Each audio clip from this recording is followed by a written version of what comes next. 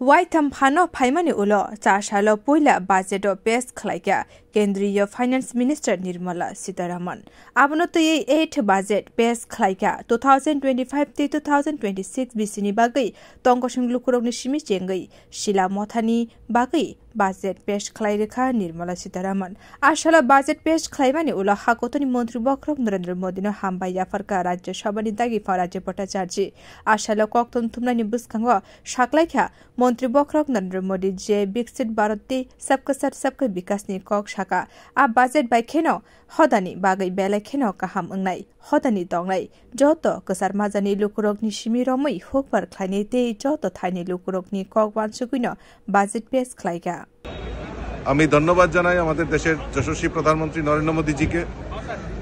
উনি যে বিকশিত ভারতের কথা বলছেন, উনি যে সবকা সাথ সবকা বিকাশের কথা বলছেন, এই বাজেটের মাধ্যমে তা পরিস্ফুটিত হয়েছে সমাজের সামনে। সমাজের প্রত্যেকটা বর্গের, চাহে গরিব হোক, মিডল ক্লাস হোক, কৃষক হোক, সমস্ত অংশের মানুষকে সামনে রেখে এই বাজেট নির্মাণ করা হয়েছে। আমরা আমাদের মোদিজি, আমাদের দেশের যশস্বী প্রধানমন্ত্রী নরেন্দ্র মোদীজি বলছেন 2047-এ যে বিকশিত ভারত সংকল্প যাত্রা, এই বাজেট থেকে সেটা প্রমাণ হয় যে এই বাজেটের মধ্যেই তা লিপিবদ্ধ করা হয়েছে। আমি ধন্যবাদ জানাই দেশের প্রধানমন্ত্রী নরেন্দ্র মোদীজিকে যে আজকে এই যে বাজেটের মাধ্যমে আমাদের এই রাষ্ট্রের আমাদের পুনর্নির্মাণের ক্ষেত্রে সহায়ক ভূমিকা পালন হবে।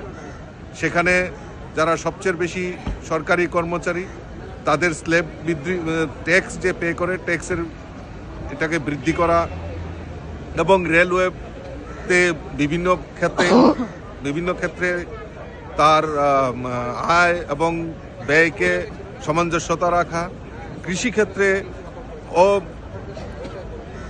কৃষিক্ষেত্রে একটা অভূতপূর্ব যে আমাদের উন্নয়ন তা এই বাজেটের মাধ্যমে পরিলক্ষিত হয়েছে।